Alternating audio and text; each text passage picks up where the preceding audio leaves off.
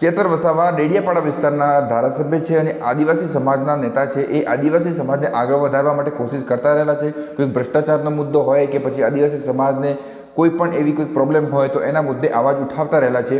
અત્યારે એમની ધરપકડ કરવામાં આવી છે FIR વગર. હું તમને મારા દ્રષ્ટિકોણથી આ મુદ્દે વિશે બે વાત કહેવા માગું છું. સૌથી પહેલી વાત તો એ કે પહેલા જમાનામાં રાજાશાહી ચાલતી, એટલે રાજા જે કે તેમ સાચું, ચાહે ખોટું કે ખરું કે જેમ કે તેમ ચાલતું હતું. અને કોઈ પણ વ્યક્તિમાં અવાજ ઉઠાવતો નહીં, અને અવાજ ઉઠાવતો તો એને સીધો દબાવી દેવામાં આવતો હતો. પરંતુ અત્યારે જ દેશ આઝાદ થયો એના પછી આપણું બંધારણ અમલમાં આવ્યું, એના પછી હરેક વ્યક્તિને ગરીબ હોય કે અમીર હોય એને બંધારણને અંડર મારીને આપણે કાર્યવાહી કરવી પડતી હોય છે અને બધાના સમાન અધિકાર હોય છે. આ એજ્યુકેશનના યુગમાં, ટેકનોલોજીના યુગમાં પણ અત્યારે આવું થાય છે, તો પછી આગળના સમયમાં શું થશે એ ખબર નહીં. મારે દ્રષ્ટિકોણથી આ રાજકારણમાં મારી કોઈ ઇન્ટરેસ્ટ નથી અને આપણે આ વિષય બોલવાનું પણ કોઈ ઈચ્છા નથી, પરંતુ તેમ છતાં પણ બોલવાની કોશિશ એટલા માટે કરી રહેલો છું કે આપણે બધાને જાગૃત થવાની જરૂર છે.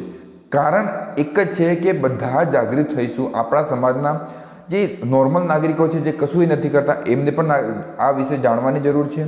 અને બીજું, કોઈ પણ પોલીસ સ્ટેશનમાં કોઈ અધિકારી હોય, પોલીસ સ્ટેશનમાં કોઈ કોન્સ્ટેબલમાં નોકરી કરતો હોય કે પછી ફોજમાં હોય કે પછી શિક્ષકમાં હોય કે ગમે તે ખાતામાં આપણે આદિવાસી સમાજના માણસો હોય કે આપણે જાગૃત થવાની જરૂર છે. અને જે સાચાને સપોર્ટ કરવાની જરૂર છે અને ખોટાને આપણે સામે લાવવાની જરૂર છે. હું એમ નથી કહેતો કોણ સાચો છે અને કોણ ખોટો છે. આ કોન્ટ્રોવર્શિયલ આમાં જવાની જરૂર નથી, હું જવા નથી માગતો. પરંતુ હું તમને એમ જ કહેવા માગું છું, તમે જ્યાં પણ હો, જે પણ જગ્યાએ આ વિડીયો સાંભળતા હોય, તો એક જ વાત તમને કહેવા માગું, જે સાચું હોય એને સપોર્ટ કરજો, ખોટો હોય એને સામે લાવવાની કોશિશ કરજો. કારણ કે અત્યારે આપણે સાચાનો સપોર્ટ ન કરીએ તો પછી આપણું ભવિષ્ય ખરાબ છે. કારણ કે આપણો જે સમાજ અત્યારે જે કન્ડિશનમાં છે, એ આપણા લીડરો, આપણા પૂર્વજોએ લડ્યા છે અને ખૂન વહાવ્યું છે, ત્યારે આપણો સમાજ આ જગ્યા પર છે. અને અત્યારે આપણે જે સમાજ અને જે લીડરો આપણે સપોર્ટ કરતા હોય, જે સારા કામ કરવા માટે કોશિશ કરતા હોય, એને સપોર્ટ ના કરીએ તો પછી આપણો સમાજ આવવાવાળા સમયમાં આપણી પેઢી ગલત રસ્તા પર જશે અને આપણા સમાજને આપણો સમાજ વિકાસ જેટલું કરવો જોઈએ એ ના કરે.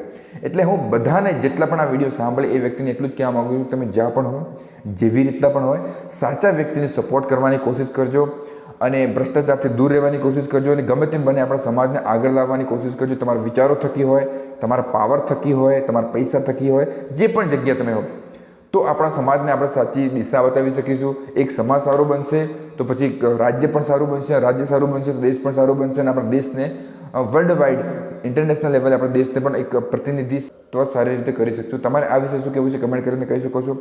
વિડીયો પસંદ આવે તો શેર પણ કરજો.